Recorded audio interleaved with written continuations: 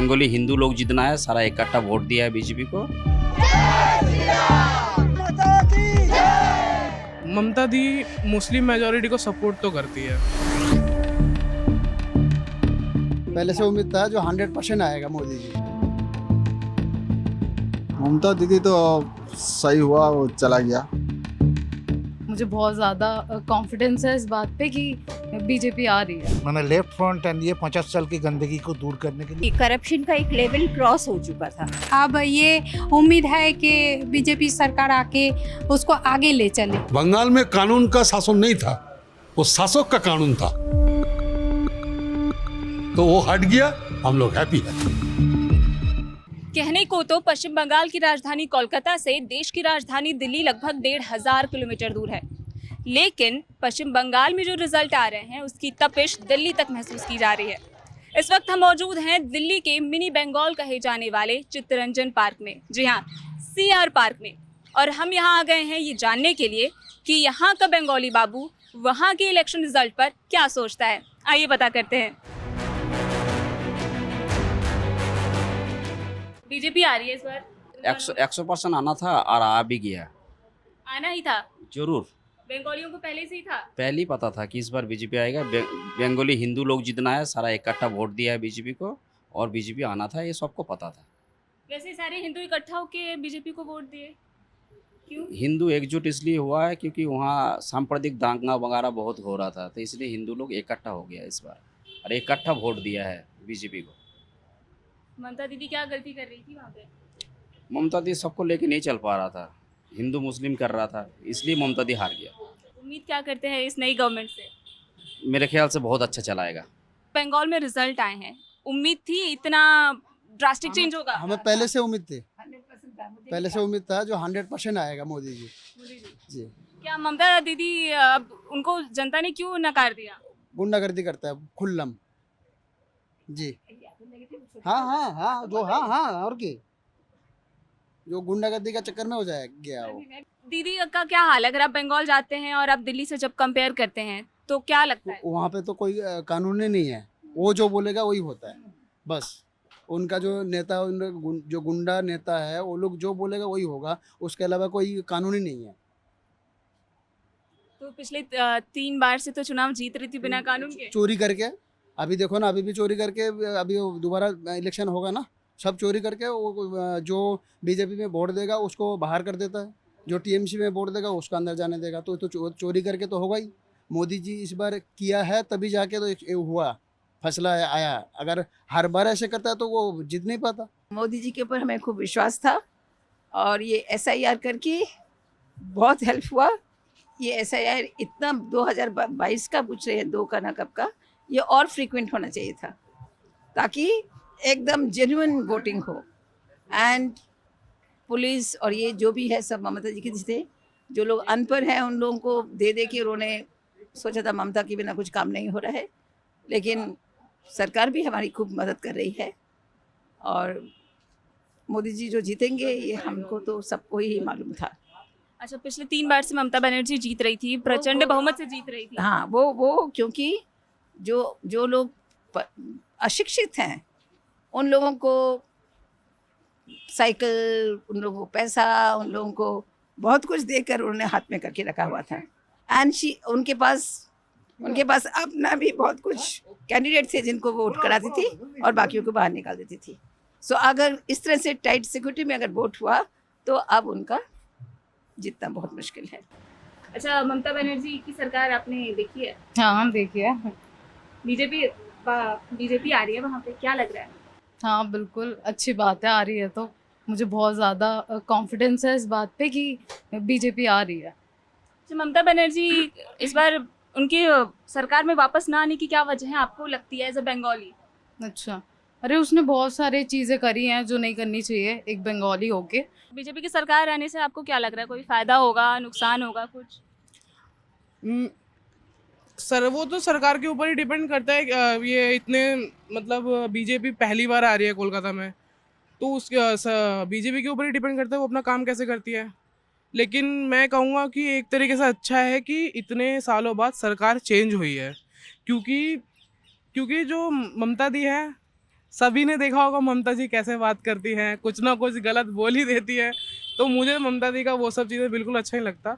इसीलिए मैं तो बीजेपी, मैं सोच रहा हूँ कि अच्छा है एक तरीके से कि बीजेपी की सरकार आ रही है। बीजेपी के आने से खुशी हो रही है?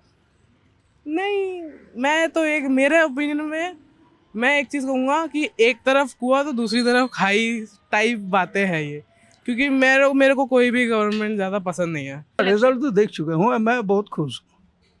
इसलिए जो पिछले 15 सालों से जो वेस्ट बंगाल में जो स्थिति हुआ था वो कम से कम ख़त्म हुआ। लोगों ने जो इस बार जो उन्होंने मन में रखा था अपना ये बात को, क्योंकि उन्होंने खुलेआम तो बोल नहीं सकता है ना, इसको बोलेंगे तो मार देगा। पूरा टेररिज्म है वेस्ट बंगाल में, पूरा टेररिज्म चल रहा था पिछले 15 सालों से, तो वो ख़त्म हुआ। हमें मैंने इससे बड़ा खुशी और कुछ नहीं है। बस ये सबसे बड़ा हम खुश हो गया जी अभी बंगाल में शांति आ जाए, अपना बीजेपी वहाँ पर काम करे और लोग मतलब खुशहाली जो है वो वापस आ जाए। अच्छा, क्या क्या दिक्कतें थी बंगाल में? वेस्ट बंगाल में एक तो देखिए, एक तो अनएम्प्लॉयमेंट, देन ये जो गुंडागर्दी तो सबसे बड़ी चीज़ है वहाँ पर, और खून खराबा जो भी है। गुंडागर्दी किस टाइप की होती है? गुंडागर्दी मतलब वहाँ पर देखिए, एक तो लोगों को टॉर्चर किया जाता है, थ्रेटनिंग किया जाता है, तुम ये हम लोगों को वोट नहीं दोगे तो घर पे तुम्हारा सफ़ेद कपड़ा भेज देंगे, वो करेंगे, ऐसे भी कहते हैं वहाँ पर लोग बाबू को।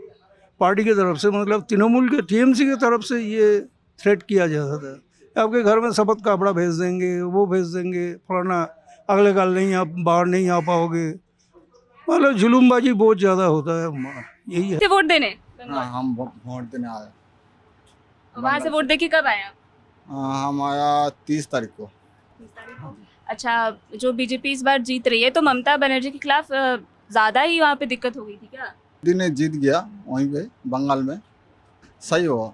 नहीं तो बंगाल में अगर हम लोग रहूँगा तो बहुत मुश्किल हो जाता है, बहुत मुश्किल रहने का। और मार्केट में अगर जाएगा वो सब मुसलमान आदमी गुंडागिरी करता रहता है। मैं 50 साल पहले बंगाल छोड़ा हूँ अच्छा, इनकी कारण में। मैंने लेफ्ट फ्रंट एंड ये 50 साल की गंदगी को दूर करने के लिए आज नया आए हुए हैं। अभी देखो क्या करते हैं। अच्छा, 34 साल आपने बताया लेफ्ट की सरकार रही है, 15 साल ममता दीदी की सरकार रही है, कुछ बंगाल में चेंज हुआ है? नहीं ऐसे कोई, देखिए हमने बंगाल क्यों छोड़ा हूँ, हम 78 के इंजीनियर हूँ, क्यों बंगाल छोड़ा हूँ, ये बात तो सोचो। क्यों छोड़ा आपने? वो तो उस टाइम की सिचुएशन तो जो कुछ नहीं था बंगाल में, जो भी कुछ था सभी खत्म हो गया था। उसके बाद से इन्होंने और जो थोड़ा बहुत मचे हुए थे उसको खत्म कर दिया। अभी नया करके देखो, उम्मीदों के ऊपर भरोसा है। यहाँ पे अगर 2-3 आप चीज़ें बताएं जो प्रॉब्लम है वेस्ट बंगाल में। करप्शन है, but corruption I won't say कि कोई गवर्नमेंट जो आएगी वो करप्शन से साइड रहेगा, ये तो नहीं हो सकता। करप्शन तो कुछ भी, कोई भी पार्टी हो, corruption would be there, but फिर भी करप्शन का एक लेवल क्रॉस हो चुका था। हम वोट दे के उसके बाद आए, काम पे आए, लेकिन वहाँ पे काम नहीं है, वहाँ काम धंधा बहुत कम है, आदमी का नौकरी नहीं है, कुछ नहीं, सरकारी नौकरी भी नहीं है, ऐसे प्राइवेट भी नहीं है, कोई नौकरी। आना पड़ता है हमारा बाहर, घर बार छोड़ के आना पड़ता है। इसलिए हम वोट दे के आया है। अब जो जीता है, जो जिसको वोट दिया, हम कोई तो बता नहीं सकते, जो दिया जिसी को दिया, जिसको अच्छा लगा उसी को दिया। उन्होंने जो 3 बार पहले जो उम्मीद किया था उसलिए 3 बार जीता, 15 साल जीत के आया। हम इनको आप चाहता है जो मोदी जी क्या करते हैं, मोदी जी अच्छा करेगा तो ठीक है, उन्होंने उनको और पहले भी अच्छा परफॉर्मेंस मिलेगा, जो वोट में और जो सीटें जीता है उससे ज़्यादा मिलेगा। रिजल्ट देख रही हैं आप, इतनी उम्मीद थी इतनी सीटें आ जाएंगी बीजेपी की?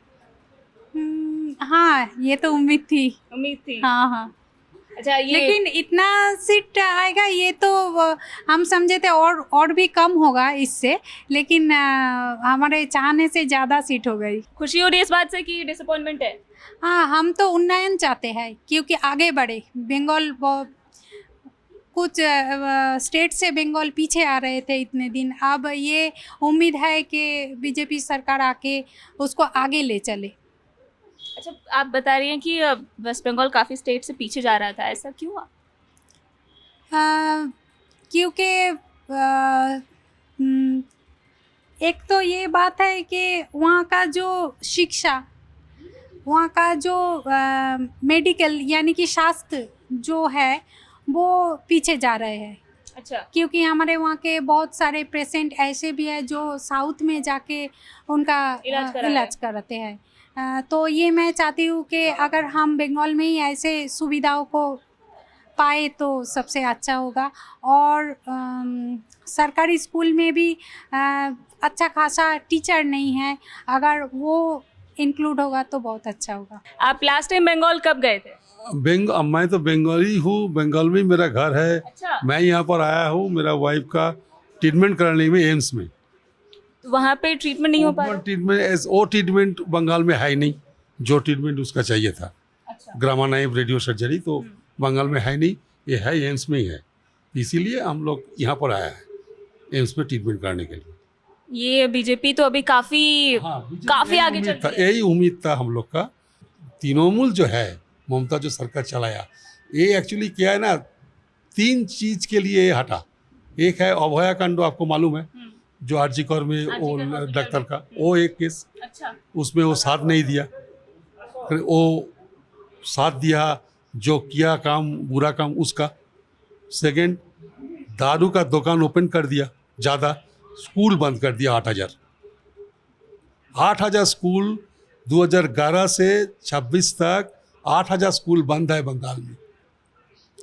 तो इसका यही मेंटालिटी है, दारू का दुकान ओपन है ज़्यादा, तो और वो नौकरी तो है नहीं, इंडस्ट्री कोई है नहीं। सेकेंड चीज, एक तो कम्युनिटी के लिए वो प्रॉब्लम में फंस गया। एक तो कम्युनिटी, मुस्लिम कम्युनिटी को, वो एक्चुअली मुस्लिम कम्युनिटी को कोई डेवलपमेंट तो किया नहीं, लेकिन वो दिखाया हम कर रहे हैं।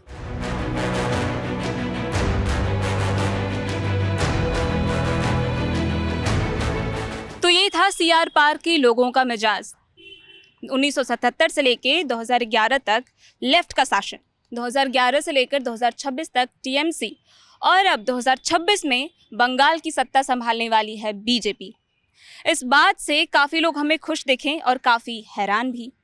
हालांकि ये बदलाव जो है वो बंगाल में भी दिखने वाला है, वहाँ के कामों में, वहाँ के इंफ्रास्ट्रक्चर में दिखने वाला है, या फिर बस एक सियासी हेर फेर की तरह ही रह जाएगा, ये तो आने वाले वक्त में ही हमें पता चलेगा। लेकिन एक बात तो साफ है, जब हम यहाँ लोगों से मिल रहे थे, हम इनसे बातें कर रहे थे, तो एक चीज़ जो बहुत महसूस हुई वो थी कि भले ही ये लोग बंगाल से निकलकर दिल्ली आ गए हो, लेकिन आज भी इनके रगों में बंगाल की मिट्टी और राजनीति दौड़ती है।